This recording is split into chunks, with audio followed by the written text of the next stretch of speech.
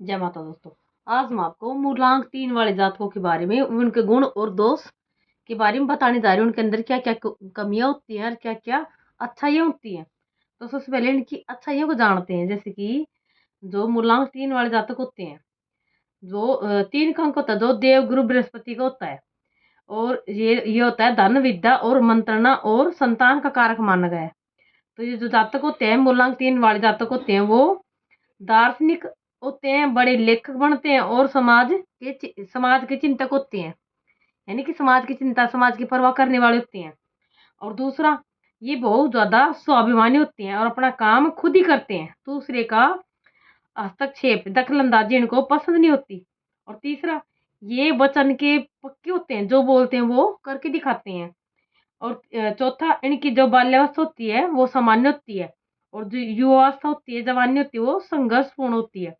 और जो इनका बुढ़ापा होता है, प्रौढ़ावस्था, वो गौरवपूर्ण और सुखी होती है। और पांचवा, ये लोग बहुत ज्यादा खर्चीले होते हैं, लेकिन जो धन खर्च करते हैं वो सोच समझ कर खर्च करते हैं। और छठा, इनको खाने का बहुत ज्यादा शौक होता है, जिसके चलते ये मोटापे का शिकार तक हो जाते हैं। सातवां, दूसरों की मनोभाषा और बॉडी लैंग्वेज होती है, देह की भाषा, ये पढ़ने में ये बहुत ज्यादा माहिर होते हैं। समझ जाते हैं कि दूसरे के मन में क्या चल रहा है, दूसरे के शरीर के हाव भाव को देखकर ये उसका अंदाजा लगा लेते हैं कि वो इंसान क्या चाहता है। और आठवां, इनको ज्ञान बांटने में खुशी मिलती है। यानी कि खुद ज्ञान नहीं होते, तो इनको ज्ञान बांटने से इनको इनकी आत्मा को शांति, यानी इनकी आत्मा खुश होती है, खुद बहुत ज्यादा खुश होते हैं ज्ञान को बांट करके। और आठवां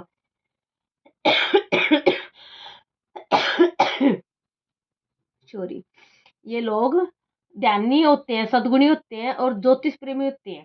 कर्मठ यानी बहुत ज्यादा मेहनती होते हैं। कर्तव्य प्रेमी, अपने कर्तव्य को पूरा करने वाले, वे आजीवन ऐश्वर्य भोगते हैं ये लोग।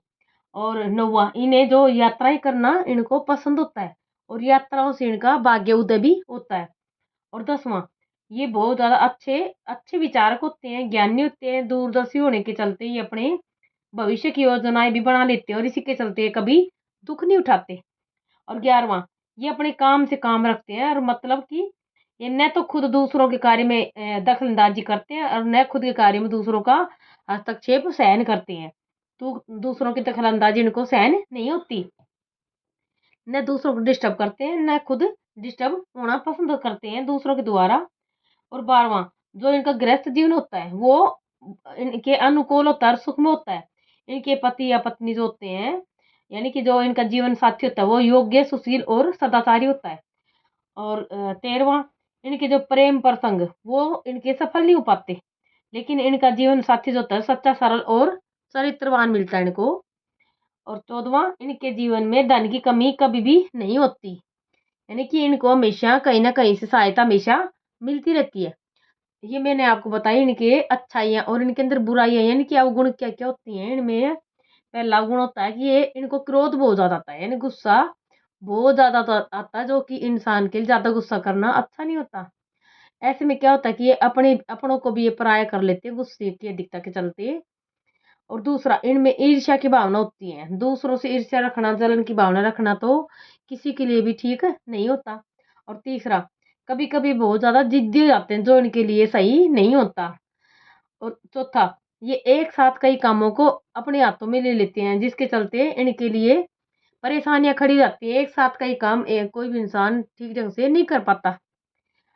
इसके लिए उपाय क्या करेंगे? इसके लिए उपाय, पहला उपाय है बहते पानी में नारियल है, यानी सूखा नारियल आता है, जो जटा वाला सूखा नारियल वो ले और थोड़े बादाम ले अपनी श्रद्धा के अनुसार, और उनको बहते जल में बवाएं। और दूसरा, किसी भी वर्ग ब्राह्मण को पीले वस्त्र दे, पीले फल दे और पीला भोजन उसको भेंट करे, वर्ग ब्राह्मण को। और तीसरा, गुरुवार और शनिवार को पीपल के वृक्ष में जल देते हैं। जल के अंदर दूध, कच्चा दूध और थोड़ा मीठा डाल करके जल दें। और पांचवा, माथे पर रोजाना केसर या हल्दी का तिलक लगाएं, तो इनके लिए बहुत अच्छा लाभदायक सिद्ध होते हैं। जय माता दी।